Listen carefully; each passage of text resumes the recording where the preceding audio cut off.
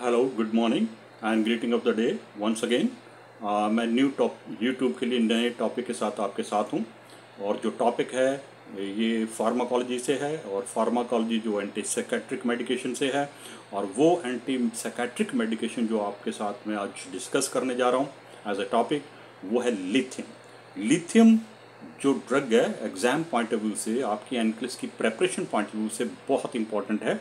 Examiner किसी को भी अगर इंटरेस्ट थोड़ा बहुत है तो वो इस ड्रग से या एंटी साइकोटिक या एंटी डिप्रेशन ड्रग में से अगर वो क्वेश्चन पूछना मांगता है तो anti manic drug is very important, very favourite, right. और let us go to the topic and start the topic and discuss the things, right? So anti manic known as a anti manic drug.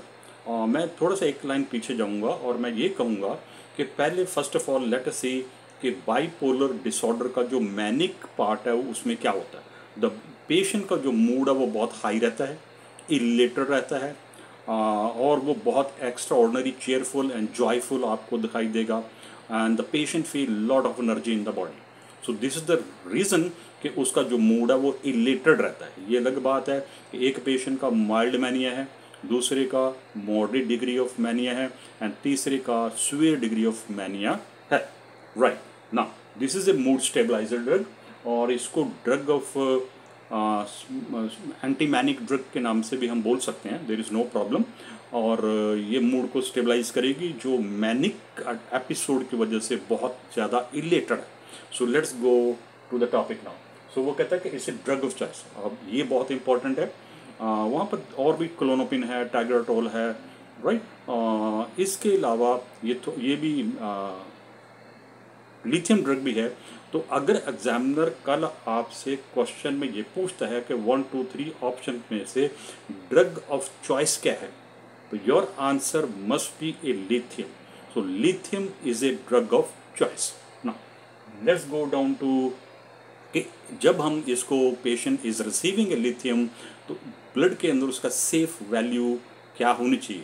तो topic ये कहता है कि 0.6 से लेके 1.2, 0.6 से लेके 1.2 इज़ द सेफ। इस रेंज में अगर थ्योरापेटिक लेवल इसका है तो ये सेफ है, ये साइड इफेक्ट प्रोड्यूस नहीं करेगी, ना ही ये टॉक्सिक इफेक्ट प्रोड्यूस करेगी, यानी it will not produce any harm to the vital organ of the body, right.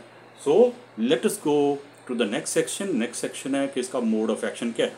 You must know it कि आफ्टर ऑल जो एक हाई मूड है वो उसको नीचे नॉर्मल लेवल पे लाने के लिए कैसे एक्ट करती है। So it changes the transportation of the sodium chloride generate a positive and negative current outside the cell, extracellular। और सोडियम क्लोराइड की जो प्रेजेंस इनसाइड द सेल है वो बहुत ही माइनर होती है, क्योंकि मेजर वहाँ पे पोटाशियम एंड कैल्शियम रहते हैं। सो आउटसाइड द सेल जो करंट जनरेट करना है वो ये नॉर्मल उसका फंक्शन है सोडियम क्लोराइड का, लेकिन जब हम उसके अंदर उसके ट्रांसपोर्टेशन की यानी उसकी प्रेजेंस अराउंड द सेल में इंटरफेयर करेंगे तो जाहिर है कि वो एक एडिक्वेट करंट प्रोड्यूस नहीं कर पाएगा, क्योंकि adequate sodium chloride around the cell is not present, क्योंकि हमने लिथियम दे के उसमें इंटरफेयर किया है in the transportation. So just go, अब थ्योरी में जाइए। लिथियम ऑल्टर यानी change sodium transportation across the cell membrane, याद रखिए अक्रॉस द सेल मेम्ब्रेन। और वो कहता है कि एक्ट बाय, और इस तरीके से क्या करेगा ये कि act by decreasing the release of the neuro hormone, act by decreasing the release of the neurochemical, आप उसको ये भी बोल सकते हो। और वो न्यूरोकेमिकल्स कौन से हैं? डोपामिन है, सेरोटोनिन है, एपिनेफ्रिन है। इस तरीके से जब आपने इंटरफेयर किया है सोडियम ट्रांसपोर्टेशन या ये कह लीजिए कि उसकी प्रेजेंस में जो अराउंड द सेल होनी चाहिए, ठीक है, तो फिर क्या होगा कि thus it decreases the nerve impulse. जो नर्व इम्पल्स जनरेट होती हैं उसके लिए sodium chloride around the cell, neuro hormone dopamine normal amount में होने चाहिए, तभी वो मेटाबॉलिज्म करेंगे, तभी इम्पल्सेस जनरेट होंगी, तभी वो इम्पल्सेस ब्रेन से बॉडी की तरफ ट्रेवल करेंगे। ये नॉर्मल फंक्शनिंग था। लेकिन क्योंकि आपने सोडियम के ट्रांसपोर्टेशन में इंटरफेयर करके उसको डिक्रीज कर दिया, तो ज़हर का मेटाबॉलिज्म ऑफ न्यूरो हार्मोन अब डिक्रीज हो जाएगा। इसका रिजल्ट ये निकलेगा कि nerve impulses from the brain to the body का ट्रांसमिशन डिक्रीज हो जाएगा, साइकोमोटर एक्टिविटी डिक्रीज हो जाएगी, जो उसका मूड बहुत हाई था वो ग्रेजुअली डिक्रीज होना स्टार्ट हो जाए। This is how you achieve your treatment objective, right? Thus decrease the nerve impulses from the brain to body, psychomotor, norepinephrine uptake, increase sodium transport, or then in the nerve impulses cell and shift the norepinephrine metabolism. So let's go down to the precautions की हम बात करते हैं जो आपके लिए बहुत important है। यानी जब भी आप antipsychiatric medication of any type देते हो तो precautions are very important for the nurses to know, right? So आप अब lithium prescribe by the physician और एज ए आरएन आप उसको देने जा रहे हो, but first of all giving the first dose you must know in detail the precaution. So let us talk, कोई ऐसी मेडिकेशन है जो हमें अवॉइड करनी होगी when the patient is going to take lithium, तो ये थोड़ा सा ध्यान रखिए। मैं आपको बहुत केयरफुली सिंपल तरीके से समझाने जा रहा हूँ क्योंकि ये टॉपिक बहुत इंपॉर्टेंट है। ओके, नाउ लेट्स गो। अगर आप लिथियम देते पेशेंट को तो लिथियम का जो साल्ट, जो उसका साल्ट है वो सोडियम है, राइट? इसका मतलब see lithium as a drug and sodium is patient going to take, right? तो लिथियम जब देते हैं तो पेशेंट को हमें लेसिक्स नहीं देना, किसी भी तरह का डायरेटिक नहीं देना, क्योंकि जो डायरेटिक है या लेसिक्स है that will increase the urine output. जब यूरिन आउटपुट होगा तो उसकी वजह से जो हाइपोनेट्रीमिया डेवलप होगा, mild moderate severe degree, because of the polyuria, because of the diuretic, तो उसका रिजल्ट ये निकलेगा जो किडनी है वो will increase the reabsorption of the lithium. Lithium का जो एंड प्रोडक्ट है वो एक्सक्रीट होना चाहिए। Lithium as a drug must stay in the body to produce its effect, to produce its action. लेकिन क्योंकि आपने लेसिक्स दे दिया तो ये लिथियम अब ब्लड में नहीं स्टे कर पाएगी because of the diuretic effect of the Lasix. तो किडनी क्योंकि यूरिन निकाल रही है बाहर, तो वो भी फिल्ट्रेशन में फिल्टर होके जो लिथियम, जो सोडियम है वो तो जाएगा, लेकिन क्योंकि लिथियम की जो टॉक्सिटी है वो बढ़ जाएगी behind, right? So there are two things are going to happen, और लिथियम जितना अब्जॉर्ब होता चला जाएगा उसके फिर टॉक्सिक इफेक्ट आपको पेशेंट को मिलेंगे। So look at now, first of all वो कहता है ड्रग लाइक लेसिक्स, डायरेटिक, कहता है इंक्रीज यूरिन आउटपुट यानी पॉलीयूरिया कैन कॉज हाइपोनेट्रीमिया तो होगा बिकॉज यूरिन आउटपुट इंक्रीज है तो साथ में सोडियम तो लॉस हो रहा है, increase lithium toxic risk, right? So that was the first drug जो must not be given, right? Number 2 कहता है और कौन सी ड्रग है? एंटीसाइकोटिक ड्रग है जैसे हेलाडोल है या फिर थोराजिन है, ये एंटीसाइकोटिक मेडिकेशंस हैं। आपको बहुत अच्छे से पता है कि थोराजिन एंड हेलाडोल जो है ओनली ट्रीट या control the symptoms of the psychotic condition, right? But do not cure the psychotic disease. तो वहाँ पर तो पहले से ही इंसेफ्लोपैथी है, तो लेकिन अगर आप ऊपर से उसको लिथियम दे रहे हो और ये भी ड्रग दे रहे हो साथ में, जो हिस्ट्री आपने नहीं ली या पेशेंट ने आपको नहीं बताई, डिस्क्लोज किया, तो फिर पेशेंट का जो इंसेफ्लोपैथिक कॉम्प्लिकेशन है एज ए साइड इफेक्ट वो बढ़ जाएगा, राइट? यानी पेशेंट का जो एक करेक्टर होता है loss of touch with the reality वो इंक्रीज हो जाएगा बिकॉज ऑफ द इंसेफ्लोपैथी, क्योंकि आपने न्यूरो हार्मोन्स को डिक्रीज किया है by interfering into the sodium transportation, right?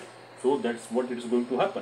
तो वो कहता है कि ड्रग, दूसरी जो ड्रग है वो हेलाडोल है एंड थोराजिन जो है must B concurrently avoided. Concurrent का मतलब एट द सेम टाइम जब आप पेशेंट को लिथियम भी दे रहे हो और आप पेशेंट पहले से थोराजिन पे भी था, so you must take a history of the patient if he is taking any drug, right?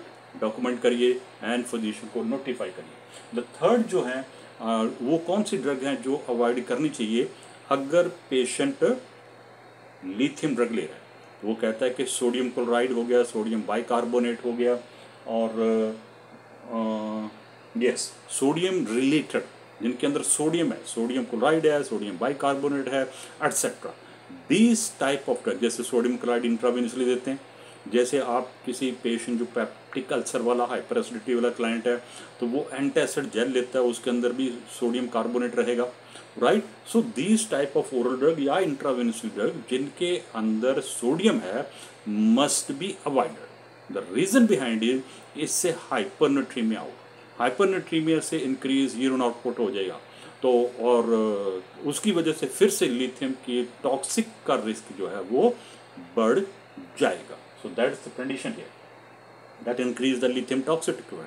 Now the next is कि हम बात करेंगे कि डाइट से रिलेटेड प्रिकॉशन एटसेट्रा क्या है। Okay, so let's go to the next section now. The next section is के precaution about the diet. Drugs को लेकर हमने प्रिकॉशंस कर लिए, और अब मैं डाइट से रिलेटेड जो प्रिकॉशंस हैं उनको डिस्कस करने जा रहा हूँ।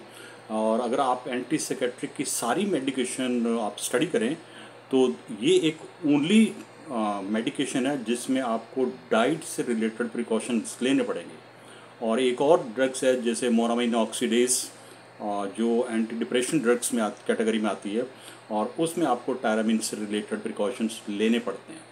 और दूसरी ये है एंटी साइकेट्रिक मेडिकेशन की एक मेडिकेशन। लिथियम के अंदर जो डाइट है, फर्स्ट ऑफ ऑल आप उसका ब्लड प्रेशर चेक करिए, नंबर 1।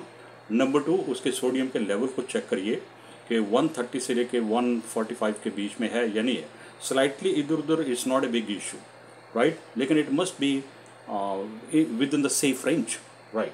सो ये क्यों ज़रूरी है? क्योंकि जैसे मैंने बोला कि लिथियम लेने से इंक्रीज यूरिन आउटपुट होगा, and there is a increase risk of fluid and sodium का लॉस होना, रिस्क बढ़ जाता है। तो इसलिए पहले सोडियम को चेक कर, सोडियम का जो लेवल है, सीरम लेवल है, वो चेक करना बहुत ज़रूरी है। The normal level is of the sodium is 130 से 145 है। So let's go to be safe, right. फिर वो कहता है कि आप पेशेंट को, अगर बीपी नॉर्मल है, सीरम सोडियम लेवल ओके है, and patient has no sign of hyper या हाइपोनेट्रीमिया, तो देन उसकी डाइट की हिस्ट्री लीजिए ताकि आपको उसके इनटेक ऑफ सोडियम की हिस्ट्री का पता चले कि उसका टेस्ट ऑफ सोडियम कितना है, क्या वो हाई सोडियम हाई साल्ट खाने का उसका टेस्ट है या वो एक नॉर्मल इनटेक ऑफ साल्ट वो खाता है। सो ये हिस्ट्री लेना पहले ज़रूरी है। लेकिन otherwise if it is not indicated, do not restrict intake of salt at any cost as a arm, right? So remember it, do not restrict intake of salt if it is not indicated. Let him take normal intake of salt, right? So do not restrict the intake of salt unless it is indicated. अगर कोई indication है, जैसे उसका BP high हो रहा है, जैसे उसका फ्लूइड रिटेन हो रहा है, राइट, या फिर फिजिशियन उसको एग्जामिनेशन करेगा, फिजिशियन ऑर्डर करेगा, then only intake of salt must be restricted, right. So आगे जो आपने उसको प्रिकॉशंस एज एडवाइस देने हैं वो ये है कि patient avoid high sodium food. High sodium food में जो सी फूड हैं ये बहुत इंपॉर्टेंट है ये, और दूसरे जो प्रिजर्व्ड फूड हैं जो केन में प्रिजर्व्ड होते हैं उनके अंदर सोडियम एक्स्ट्रा रहता है। तो इस तरीके से प्रिजर्व्ड जो केन के अंदर फूड हैं एंड सी फूड हैं वो रिच हाई इन सोडियम है, those types of food must be avoided, right. Low sodium intake अगर हम उसका लो सोडियम कर दें या पेशेंट अपने आप अपना इनटेक ऑफ सोडियम को डिक्रीज कर ले, लो कर ले, तो उसके रिजल्ट क्या निकलेंगे? उसके रिजल्ट ये निकलेंगे again there is going to be increase reabsorption of the sodium. जब increase reabsorption of the sodium by the renal system होगा तो increase risk of toxic effect भी इंक्रीज हो जाएगा। So that's the thing. Adverse effect देखिए, excessive voiding, क्योंकि इसमें थोड़े दिन पहले लेट अस से 3 to 5 days तक उसका यूरिन आउटपुट इंक्रीज होगा, right, because of the lithium, right, because of the sodium transportation की वजह से, राइट। थोड़े दिन उसका इंक्रीज यूरिन आउटपुट होगा, लेकिन 3, 4, 5 days के बाद वो फिर नॉर्मल आउटपुट पे आ जाएगा। It's not a matter of concern, लेकिन इमीडिएटली आप उसके इनटेक ऑफ सोडियम को रिस्ट्रिक्ट नहीं करेंगे। सो वो कहता है कि एक्सेसिव वाइडिंग रिजल्ट, लेकिन अगर उसका एक्सेसिव वाइडिंग रहता है यानी इंक्रीज यूरिन आउटपुट रहता है, that will result into fluid loss and electrolyte imbalance. So during the therapy भी आपको उसके सोडियम पोटाशियम को चेक करते रहना होगा, उसके बॉडी वेट को चेक करते रहना होगा कि बिफोर स्टार्टिंग द लिथियम उसका इन जनरल बॉडी वेट कितना था, उससे आपको पता चलता है कि फ्लूइड कितना है। और लेकिन जब उसको इंक्रीज यूरिन आउटपुट हो रहा है तो जाहिर है कि उसका बॉडी वेट भी कम होगा। So you can compare. तो वो कहता है excessive voiding result fluid and electrolyte imbalance, observe for sign of hyponatremia, nausea है, वॉमिटिंग है, डायरिया है, क्रैम्प्स है, राइट। देन नर्सिंग केयर में वो कहता है कि एज ए RN LPN या फैमिली मेम्बर को आप टीच करिए वर्बली या फिर रिटन मटेरियल के through, they must know it, you also as a RN know it, must know it कि what are the early sign of hyponatraemia, what are the early sign of dehydration. तो ये बहुत ज़रूरी है ताकि immediately अगर physician चाहता है तो वो ड्रग की डोज की जो एडजस्टमेंट है वो कर सकता है, right. Then during the therapy according to the physician order उसकी जो सेफ वैल्यू है इन द ब्लड वो 0.6 से लेके 1.2 है। फॉर एग्जांपल फर्स्ट वीक में उसकी जो वैल्यू थी वो 0.6 से बढ़कर तो 0.89 पहुंच गई। 15 दिन के बाद वो पहुंच गई है 1.1। So look at now, with in 15 days 0.6 से लेके 1.1 तक पहुंच गई। अब तो 0.1 रह गया ना, तो you must notify the physician क्योंकि ये हायर साइड में जा रही है। It could be a serious threat to the life of the patient, तो आपको इमीडिएटली बताना है, राइट। तो वो चेक सेफ लेवल जैसे मैंने बोला है। और टीचिंग को लेके मैं अभी आपके साथ, so let us go to the teaching side now. Patient hospital में एडमिटेड है या patient home care under the custody of the parent for family member है, तो verbal and non verbal I mean through the written material you must provide proper teaching about the this medication. So first of all you must teach about the side effect, you must teach about the toxic effect, right? So the early stage में वो recognize करें, they must stop the drug, that is the first action, and the secondly they must notify the physician. Number 2 about the diet, जो sodium से related मैंने detail दी आपको।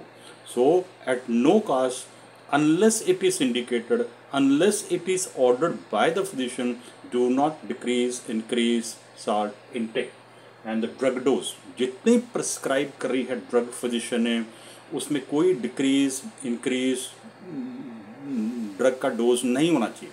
And never never discontinue the drug on your own, यानी increase करना, decrease करना and discontinue करना drug का जो राइट है वो फिजिशियन का है। एनी आप अब नॉर्मेलिटी देखते हो, एनी आप साइड इफेक्ट के साइन देखते हो, you must report immediately to the physician. The next is blood test according to the instruction of physician. Every 10 days या 7 days फिजिशियन ने ब्लड टेस्ट के लिए लिखा है, तो blood test must be done to know the safe level of the lithium drug in the blood, that is a 0.6 to like 1.2. Then teach about the sign of depression. देखिए हम उसके high mood को stabilise कर रहे हैं और ये normal level है। हमारा जो ऑब्जेक्टिव ऑफ ट्रीटमेंट है कि उसके हम हाई मूड को नॉर्मल लेवल पे लेके आएँ। सो जो फॉलोअप विद द पेशेंट है वो बहुत ज़रूरी है क्योंकि फिजिशियन असेसमेंट करेगा एंड डिसाइड करेगा फॉर नेक्स्ट 10 days उसकी डोज को क्या करना है। Let's say in the beginning उसने 10 मिलीग्राम बीडी लिखा हुआ था, लेकिन अब क्योंकि इम्प्रूवमेंट हो रही है और 15 दिन के बाद आपने फॉलोअप के लिए गए हो तो फिजिशियन एक न्यू चेकअप करता है, असेसमेंट करता है, मूड को एग्जामिन करता है, हिस्ट्री लेता है ऑफ द 15 days। तो फिर वो हो सकता है कि जो 10 मिलीग्राम अब बीडी थी अब उसको वो रिड्यूस करके 5 मिलीग्राम बीडी करे, right. So this will be decided the dose जो इनिशियली डिसाइड करी थी, दैट डज नॉट मीन कि उसको कंटिन्यू उसको 10 मिलीग्राम बीडी ही लेते रहना है. The dose has to be adjusted each time after the complete assessment by the physician, right. नहीं तो क्या होगा कि जो normal level of the mood है वो उसके भी नीचे चला जाएगा. That is a depression. So if sign of depression are happening, तो उस केस में the client and the family member must know it कि this is not a mania now, these are the sign of क्या है ये depression के हैं, and then they must notify the physician immediately, right. So keep up with the follow up appointment. जो भी 15 days के बाद 10 डेज के बाद उसकी जो डेट ऑफ फॉलो अप है वो कभी उनको इग्नोर नहीं करे, और he must go and see the physician for next course of action, right. So this was the topic and I hope so कि ये आपके काम आएगा. ये एग्ज़ाम के लिए बहुत इम्पोर्टेंट है एंड आई होप कि आप लाइन बाय लाइन सुनेंगे, बार बार सुनिए ताकि आपको ये टॉपिक आए. So have a good day and मिलते हैं नेक्स्ट वीडियो में.